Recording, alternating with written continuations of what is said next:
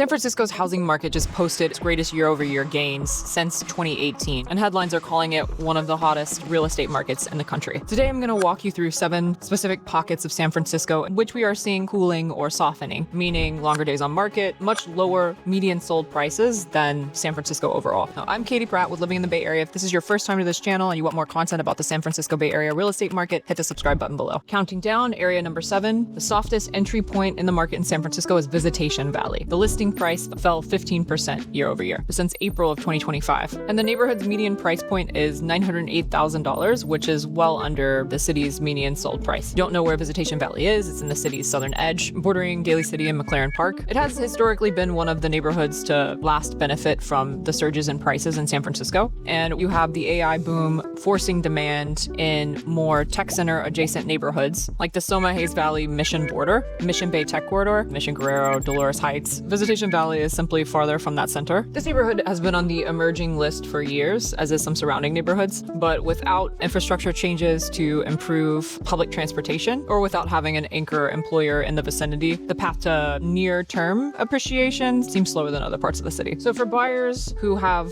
a budget under $1 million in San Francisco, this is a place where you have opportunity, but keep in mind that the appreciation you would see in other neighborhoods you might not see here after a 7 to 10 year hold. So unless you're getting a steal, it's by no means a quick flip. And if you're a seller and you're pricing in Visitation Valley, based on 2022 prices, you might be overpricing. And as you know, and I say this for any part of the Bay that hasn't recovered to 2021, 2022 prices, overpricing means that your house will sit on the market for longer. Neighborhood number 6, this is the Bayview. It's the only neighborhood that's posted year-over-year decline in price. Redfin data from March 2026 shows Bayview prices down 8.4% year-over-year. The price per square foot also declined 8.4%. And I would say part of what's contributed to this lower median price per square foot for Bayview is that you tend to find a lot more homes that are not as cosmetically upgraded. That said, you can still find homes below $1 million that have been significantly upgraded. Let me show you Newhall here. And if it's a 3-bedroom, 2-bath, larger square footage, not a 0 lot line property with a yard that's been really well landscaped, probably find something under $1.3 million. For a rough map of Bayview over the past 12 months, just because there hasn't been a whole lot of inventory, only 18 sold homes that I've pulled so far, the median sold price is around $921,000. The lowest sold price was $550,000. That said, it's one of the sunniest neighborhoods in San Francisco, has a great cultural and art scene. It's one of the few places you can find genuine soul food in San Francisco. Good barbecue places. There are some landmark places that are mentioned in travel guides, like All Good Pizza, a Sequoia Sake Brewery, which is one of the only sake breweries in San Francisco. There's the Jazz Room, Gumbo Social, where you get soul food, and then of course some of the natural spaces next to the water that are amazing for hikes. There's a Bayview Hill Loop Trail, and the India Basin Park is undergoing lots of restoration projects, renovation of playgrounds, existing affordable housing that's in the Bayview right now. Again, with infrastructure changes, or at least public transportation access, there are Muni lines, but it does feel further away from central San Francisco and some of these neighborhoods that have been appreciating because of the AI boom. Next area might surprise you, and that's Nob Hill. It's a prestigious neighborhood, but has softening numbers, and that has to do with its housing stock. Hill has one of San Francisco's most recognizable addresses. It's where you see cable cars, so you have great views on certain streets. There are historic hotels. There are also a lot of historic condo buildings. Redfin data shows that Nob Hill median prices are down 11.9% year over year, with a median sold price of $1.2 million. There are averaging 63 days on market. And why is this happening? As I alluded to before, the housing stock is much older, so you've got older condo units that make up a majority of this housing that's experiencing turnover. When you have older buildings, sometimes these units carry much higher HOA fees to keep up the reserve balance and to complete capital improvements. Some of these are cooperatives, which also have financing restrictions, just like tenancy and common units. Nob Hill is prestigious, but it's not Cerebral Valley, where a lot of these AI workers are not electing to spend their $1.5 to $2 million budget. Especially see this in the lower Nob Hill Tenderloin border. In this area, Redfin shows average day on market for these homes to be between 53 and 57 days, selling super simple a list price with average price per square foot 20% lower than what it was last year. What's the opportunity to buyers? If you can find a unit in a Nob Hill building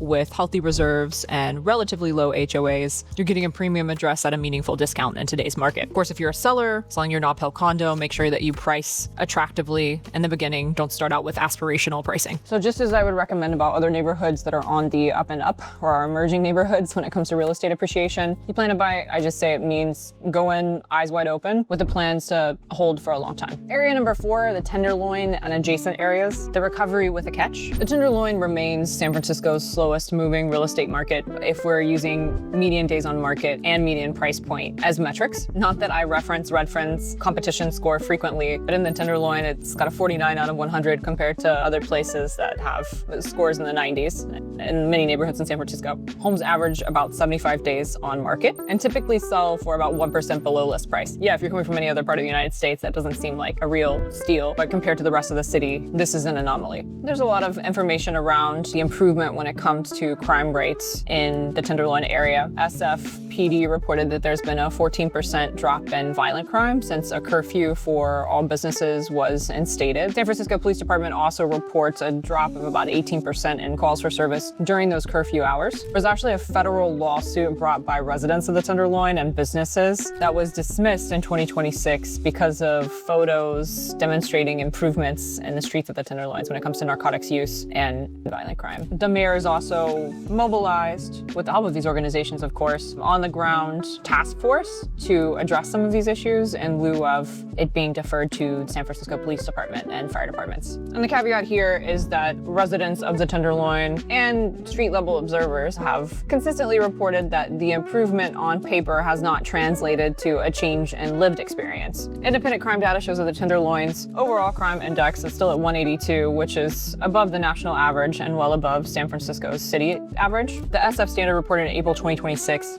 that the encampments in Soma, the area just south of the Tenderloin, has experienced an increase. We're up 140%. So the improvement in the Tenderloin has only partially shifted the problem to other parts of downtown San Francisco. Properties in adjacent neighborhoods face the same perception problem when it comes to the Tenderloin. Areas that used to market themselves as close to Union Square, border of downtown, now have to confront the Tenderloin adjacency issue. UC Law, with its new housing, is bringing hundreds of students into the neighborhood. There are other storefronts that are reopening in Union Square. But if you talk to someone that was featured in the ABC 7 Jones and Ellis Street, those residents would tell you that it doesn't feel different yet in the Tenderloin. Area number 3 are Soma mid-tier condos. Clear, hot new construction near Mission Bay and the AI employment centers move fast. The older mid-tier condos in the Soma corridor that take longer to sell are on the market for 44 days and tend to sell 2% below list price. The Luxury Playbooks 2026 market analysis puts Soma's overall median sold price at 1.08 million, which has remained flat. What is a positive note about all of this, because we want real estate housing prices to be more realistic, Soma has absorbed more housing stock than any other neighborhood in San Francisco. So there have been 24,000 housing units that have been added to the neighborhood over the past 2 decades. What's also contributed to some of the latency in market absorption or supply absorption is the pandemic, when many people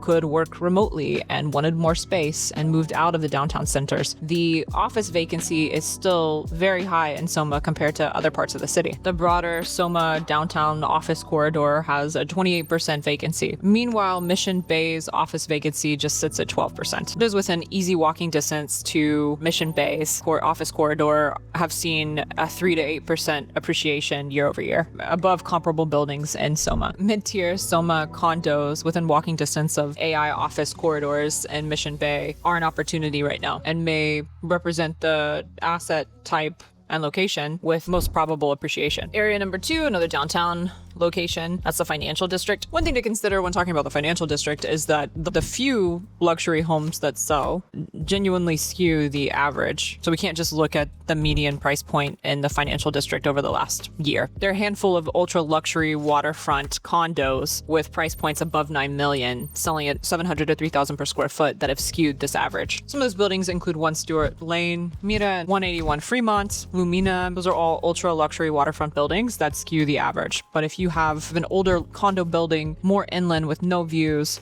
then the data tells a completely different story. San Francisco's downtown office vacancy is among the highest in the country, with Kidder Matthews quoting 27% vacancy and Cushman Wakefield stating around 35% vacancy in these downtown areas. For Q1 2026, office leasing activity surpassed or matched, brought the strongest leasing activity since 2019, with a net absorption of 855,000 square feet out of, 29 to 32 million square feet that's available. So drop in the ocean. Of course, that leasing has been driven by AI and tech firms. But this recovery in leasing metrics, especially to AI and tech companies, hasn't translated into street level retail recovery. Nordstrom left Union Square, CB2 left Union Square, Whole Foods shut down after 1 year. All of this retail closure, especially for these types of businesses, are directly related to a curfew, midnight to 5 a.m., but leads buyers to question, what is life outside of the building that I am purchasing in? I'd say buyers who have a 5-year plan to stay in the property might have an opportunity here in 2026, especially if sold prices are reflecting